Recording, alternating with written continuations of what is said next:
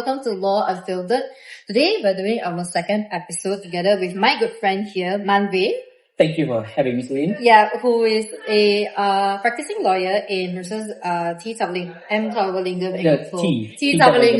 Yeah, no worries. Yeah, and also a co-author of the book Company's Guide to Retrenchment in Malaysia. Yes. Congratulations again, Thank you, even though it was out last a year ago. year. A year ago. But better late than never. So and it's okay. I bought a book. Oh, thank you. I bought a copy. Just one? One is enough. Oh, okay, alright.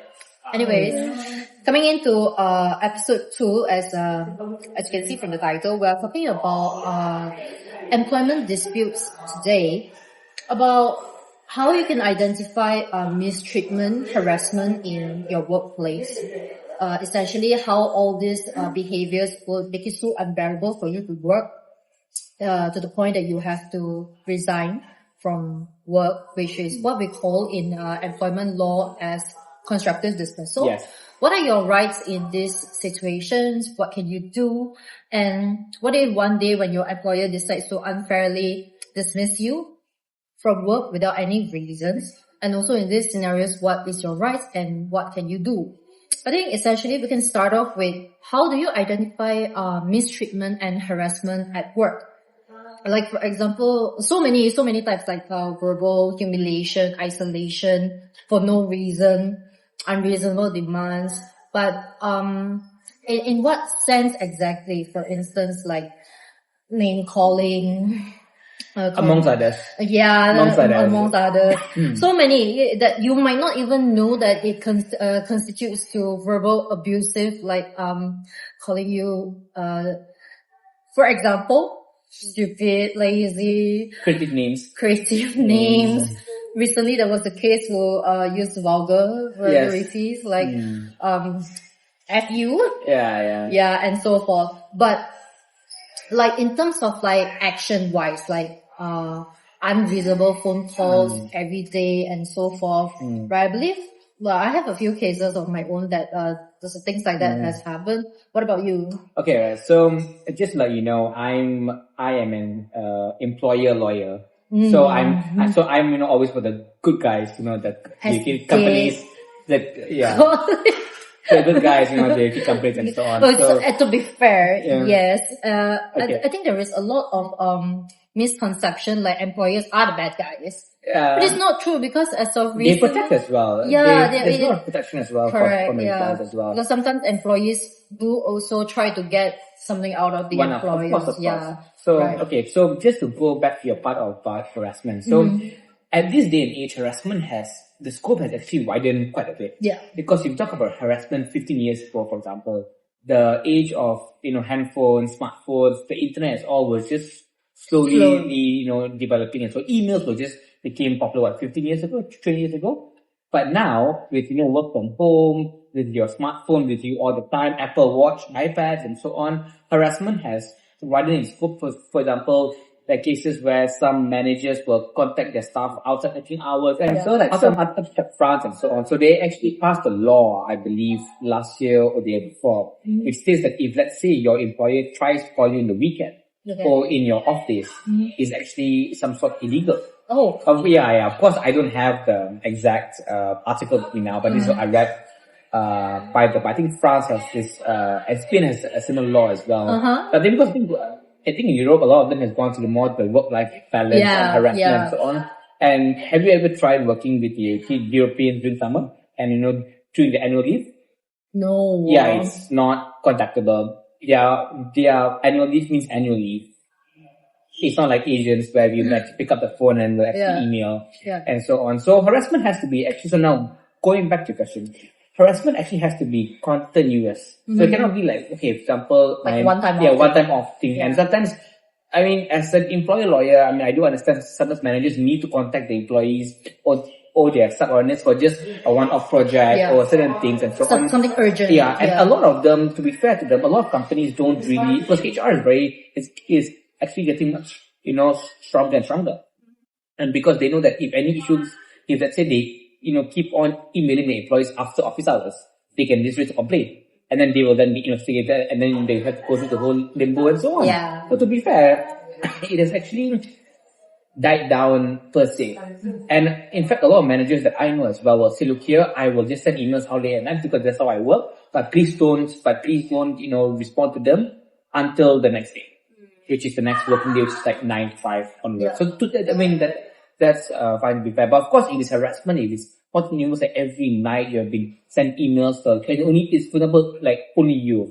Vic is only, only victimized like one person. Yeah. Correct. So it could be like only you actually every day at like 9-10 p.m. your manager gives you extra work. Yeah. See me tomorrow. I need this report by 9 by 9 tomorrow, and so on. Too bad. You have to stay overnight. Too bad, and so on. So so harassment has to be very. It has to be a continuous action towards Yeah. So, and I think it gets even worse when they say like, oh, you can't do it, I'm just going to terminate you. Like, that's sort of threatening. So correct. Yeah.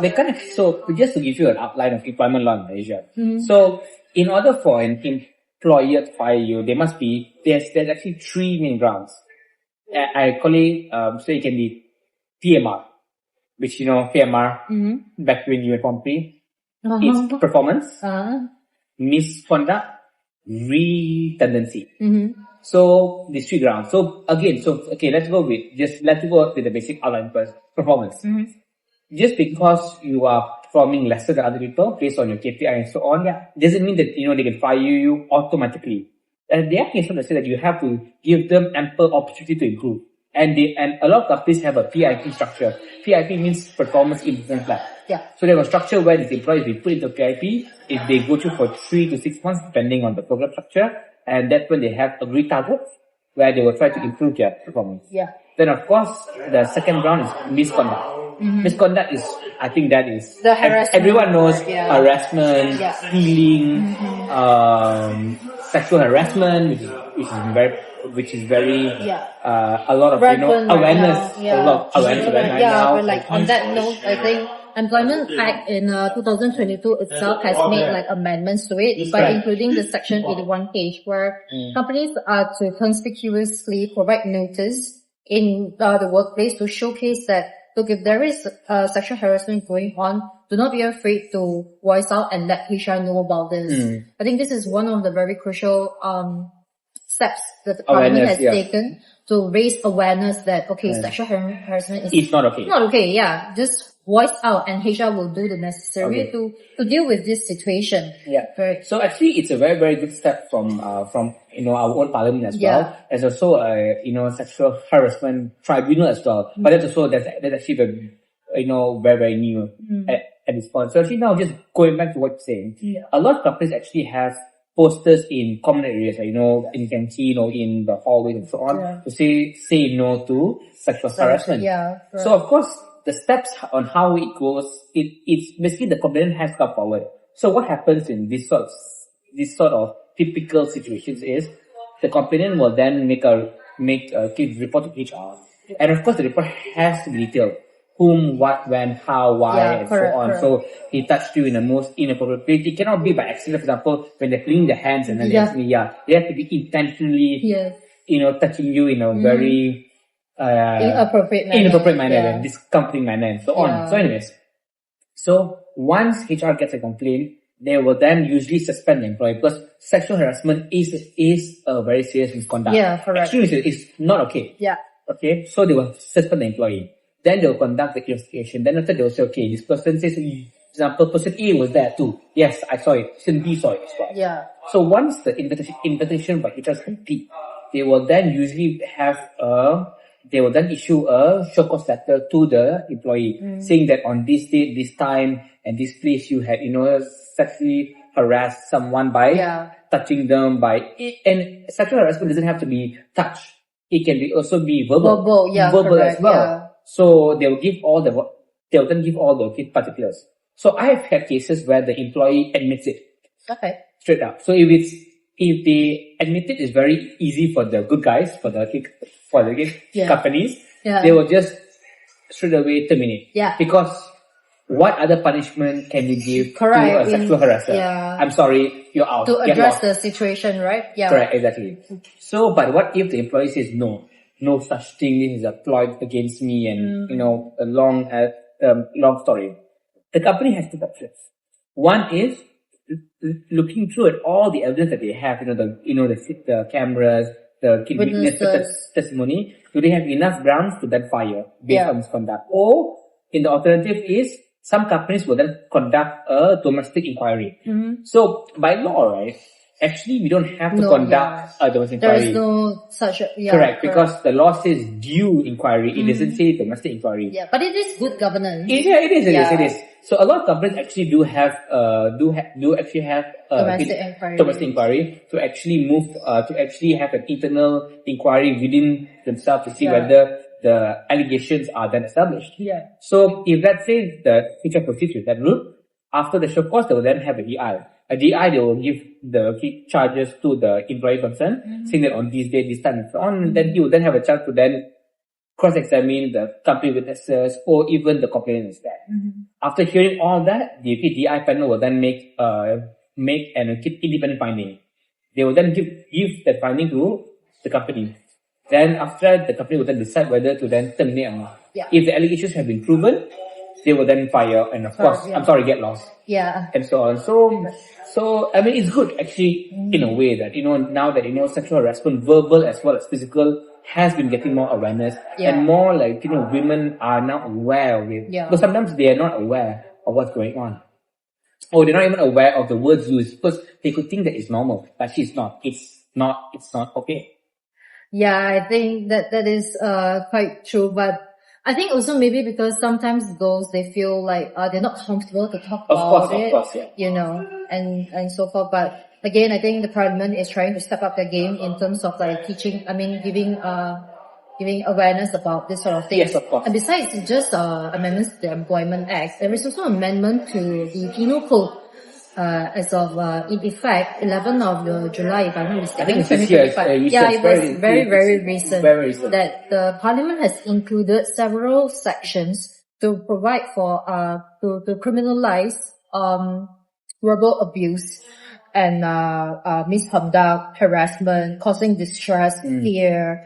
Your behavior causes somebody to feel like they are being threatened. All these are now being criminalized, and in this effect, it will force us HR to be more careful with their more vigilant. Correct. Policies, how to train officers, in terms of like, behavior and so forth. What they should put in their handbook, for the employment, so that they know that, okay, look, this company has this policies.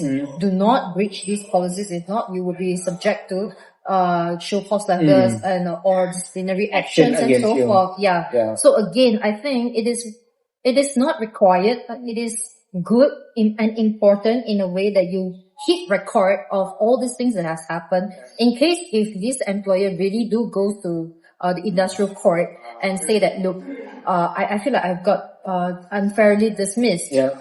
And then when you go to court and then you can show proof all these things, it will be better because we need paper trail is crucial. Yes, because we need to understand that the industrial court is the court of equity. Yes.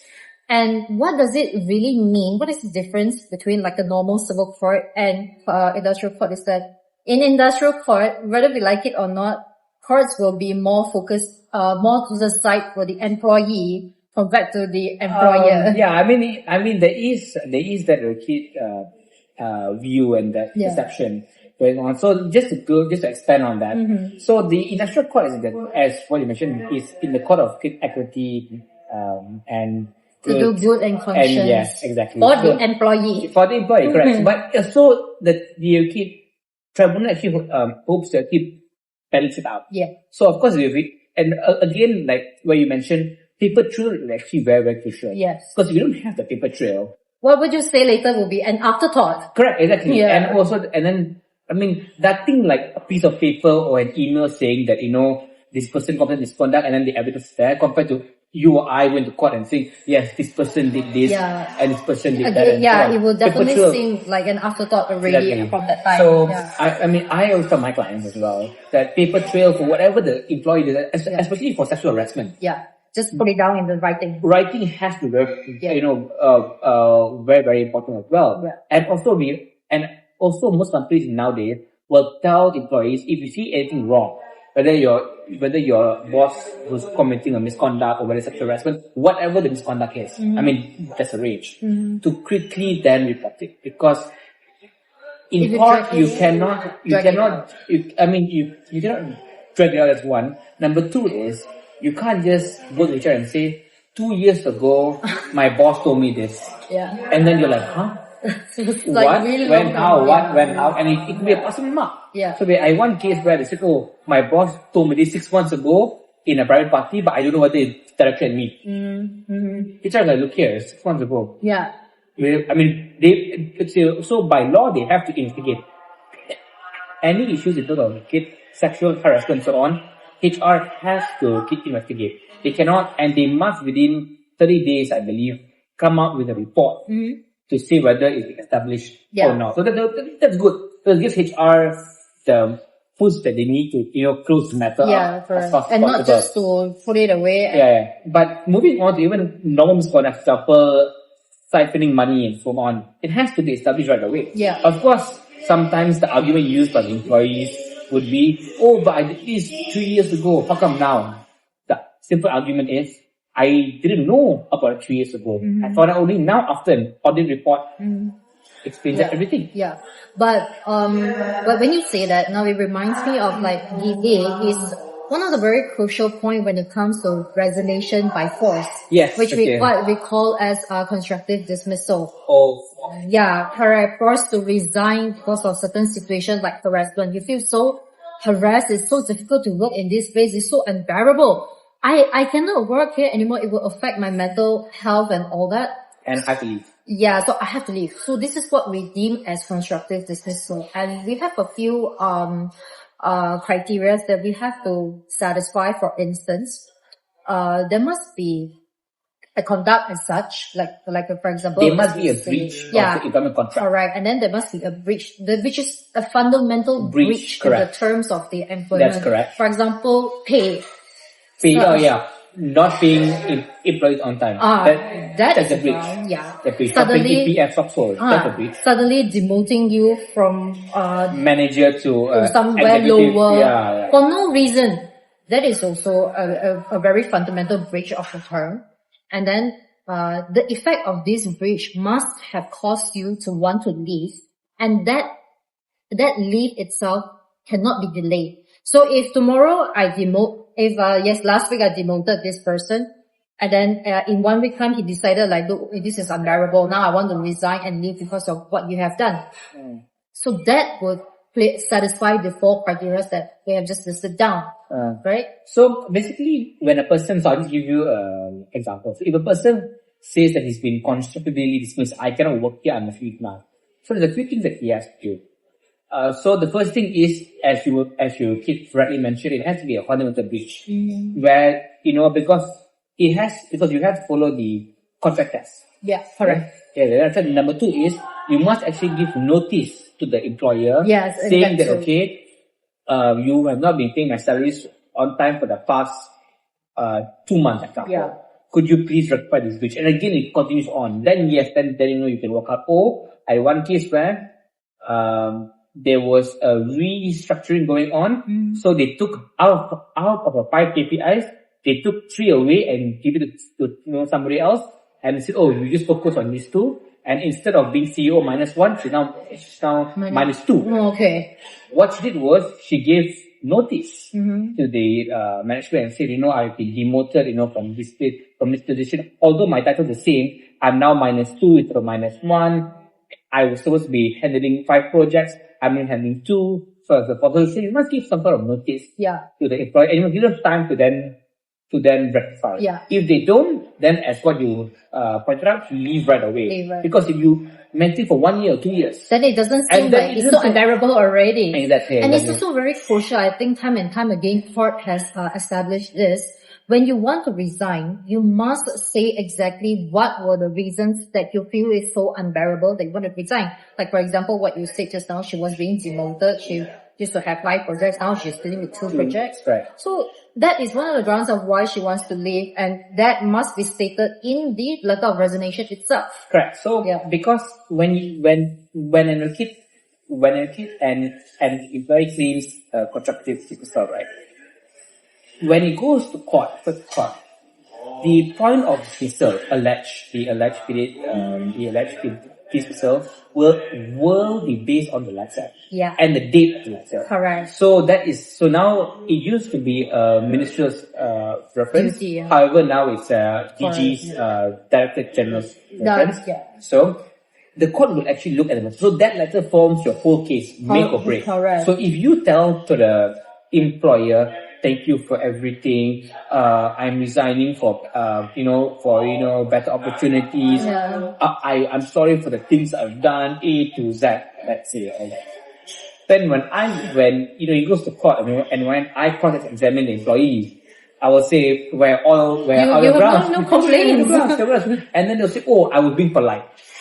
No such thing. No such thing. No such Yeah. thing. So you have to place it on that side. I one case which it came out actually last week. So this employee was quite interesting. In his email it says, I'm now resigning, thank you for everything, and so on. I know that case. Yes, I read it. Yes. So after he left employment, and he served up his notice period, by the way. Yeah. Served up, he sent another letter. Yeah. And then he says in trial, after seeking legal advice, I thought this letter. So thank you very much. So the judge said no such thing. Look at the time when you resigned, the reference is the date in December. So you have to follow through that date. Yeah. And in that date it says thank you for everything. So, and again, a lot of employer lawyers like me and many people out there would hop on the say thank you for everything. Yeah. So a lot of them. So if you want to claim CD, I'm not saying you should. Yeah. But in any event, if you don't want to claim, you have to be very detailed, clear, because that is the letter that you will then very rely ground upon for in you. court. Exactly. So, and you cannot be fishing for it later on in trial. Oh, actually 3 years ago this happened. That would be an afterthought exactly. So and then because mind you, in terms of constructive dismissal, the burden of proof is on the employee. Yeah, the claimant, yes, the employee, compared to when it's a dismissal for misconduct, performance, or then retrenchment, where the burden falls on the employer. On the good guys, yes, the employer. Okay, you're trying to emphasize that a bit too much. A bit. Yeah, no, it's good. Yeah. But other than constructive dismissal, there is another form of dismissal which is unfair dismissal.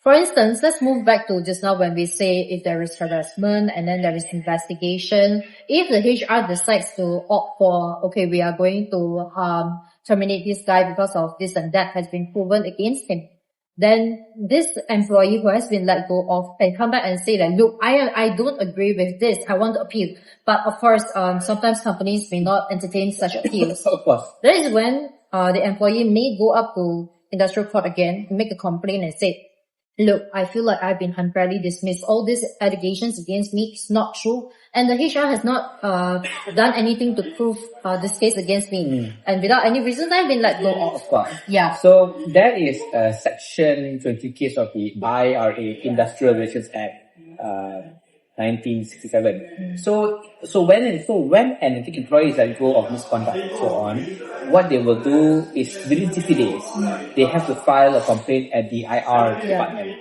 So what happens in the IR department is they will try to mediate or to then consolidate the matter. Yeah. So then there'll be the IR officer, the company rep, and then there's the employee. Yeah. And then they will try to talk. So of course talk means at the end of the day is money. Yeah. Honestly. So for them is if let's say it can be resolved in the KIT IR department, they will then happen. The KIT IR officer will then perform an agreement. They will both sign, and the matter dies in the IR department. However, if it's not resolved, it automatically goes to the industrial court. Of course, in the industrial court, you can also settle after the pleadings have been filed. Yeah. I mean, you can settle at any time before the trial goes. Exactly. Even during the trial as well, midway, you can also settle and so on. So of course, some companies settle during the trial because for a commercial standpoint, or let's say the witnesses is not available. For example, in sexual harassment cases, the complainant is very, very important. So let's say after 2 or 3 years, the complainant moves away overseas, or the complainant will say, oh, actually my husband doesn't know about this, I don't want to come to court, then yes, the company will have an appeal task. Because when it goes to court, whatever you've proven in the DI, at the stage of when he's still an employee of the company, it's a matter because there is a case called Union Holdings. It states that when the case has gone to the initial court, it's heard afresh. Yeah. So you have to prove the allegation All over again. Yeah. Exactly. So that's where the paper trail comes in very handily. So that's why the paper trail is very, very crucial, very, very important. Yeah. And so a lot of employees will go and then fight in court. So if it's misconduct, they will say, and most argument would be for misconduct, too harsh. The punishment does not fit the crime. Mm-hmm. So there's a case called Panzana. It's a federal court case. I think you should be aware of it. Which a lot of employees, lawyers will then, scream at the industry court. The punishment does not fit the crime. It must be proportionate to the misconduct committed. Of course, if it's sexual harassment, there's no other punishment. Yeah, what else do you want? However, if it's just a one-off screaming or one-off disagreement out loud, or you slam the door, or just a warning will do. A warning. So then they'll say, look here, he has a perfectly clean record. It's a one-off thing. I'm sorry, get this. Yeah. And so on. Yeah, but at that point, I think it is really, really crucial for the people to understand. This timeline that you mentioned just now, the 60 days. Yes, it's right. It's really, really important. Because if you miss it, that's it, done. And so many cases over and over again, up to the court of appeal, everybody has said, you miss the 60 days, that's it. Yeah, it is, it cannot be amended. It's right, exactly. It's right. So, a lot of them, of course now there's a lot of employee lawyers going on TikTok and Instagram and so on. Yeah, like me. Employees. So anyways, so a lot of them, now there's a lot more awareness. Yeah. And a lot of them now, I think they're more brave in a sense where they'll go to the IR department, they say, this happened, what to do. So then they will advise, okay, you go file this complaint first of 2020, later we call your employer, then from there, they have the meeting and so on. So there is more awareness now than last time. Mm-hmm. But again, the 60 days is crucial. If you miss it, I'm sorry. It's really too bad for you. Like, your case will not be heard. No, it won't be heard. So, but I don't want something that I think which you may have came across. A lot of them, if let's say they miss the deadline of going to the industrial court, they will then go to the labor court. But labor court also, there is but there is a requirement for you to go to the labor court. It's not everybody can go correct. to the so there is a threshold for the labor. I think there is a threshold like if a certain income. Disputes in terms of like wages and so on. So I think it's about 4,000. Correct. I think 4,000. So and so it basically if it's misconduct or retrenchment, labor court will not be entertained at all. Zero. Yeah. So but a lot of them they go to civil court though. Yeah, it goes to civil court. But civil court also it's only limited to your breach of contract. Yeah. It won't be limited to your retrenchment or appeal. So this is the contract, and then from there, because you can't give a specific performance to a employment contract, let's say. So and so on. So yeah. So a lot of employees I know, but even though they have no case at all, they will go to labor court just to spite the employer. Of course, they'll fail, but just they want to see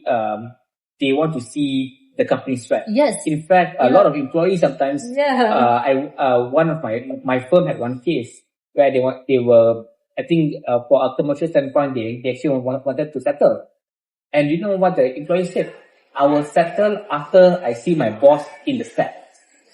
Because I want to see them sweat. I was fight. Actually, that's not only the case that I saw. There was another reported case at the industrial court where there was evidence WhatsApp messages, group WhatsApp messages. A few of the employees said in the group, we want to do something to the company. We're going to sue all the way. It was literally malicious claims against the employer. And for the first time, I felt that actually employers are not really the bad guys here. Sometimes employees out of spite can do a lot of things as well, because especially when the law kind of side towards them more than the employer. Right.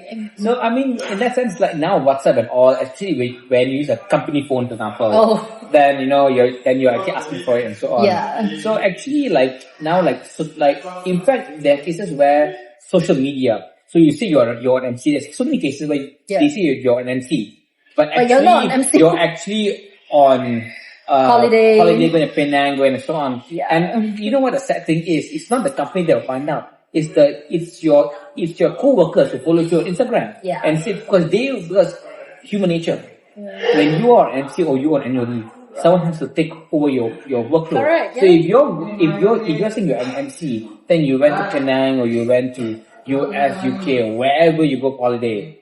Employer, your key co-worker said thank you very much. Walked to HR and said, boss, he says he's on MC, but for 1 week, but he's now in London. Yeah. On that note, I think more awareness should be provided to people, especially employees, what we can do, cannot do. But essentially, it's their rights in certain situations. Don't be afraid to voice out. I'm not telling you to conspire against your employer. No, but voice out with cause. Cause, correct. When something is not right, always don't be afraid to voice out. Get a good lawyer before you feel like something is not right. Do not wait until the last minute. I think a lot of cases that I've seen, like, because resolution has been done already. Letter of resolution was provided. And then now he comes and say, like, look, at the time it was like really terrible. I could not handle this anymore. In fact, it's not just us, I think. There was a report that's provided by a body, which I will link here. It says that, Malaysia is, I think, the second worst country when it comes to work-life balance, unfortunately. I think the first is Japan or Singapore. I'm not sure. Oh, I think we actually beat Singapore for that one. For once. Could be. And on that note, it must be another Asian country. I think it's Japan. Japan. I know the culture there. Yeah, the culture is quite stressful. So really bad. It's quite stressful. So yeah, always seek for legal advice if you feel like something is wrong. Maybe you just have to pay like a few $1,000 to sort out one single problem that will affect you later on. Yeah, because it will affect on what sort of damages you can ask for before the industrial court. Back wages or compensation in lieu of in lieu of reinstatement and so forth. So on that note, I think our second episode next time will end. Sadly. Do you want to add anything? No, actually nothing else. Thank you for having me. Thank you for being here. No, of course. We have been friends for many years now. Yeah. So it's nice to then return the favor. So a nice whiskey bottle would do, just. No. Anyways. Anyway. Okay. We end here. Right. And I'll see you all on the third episode. Thank you very much. Thank you.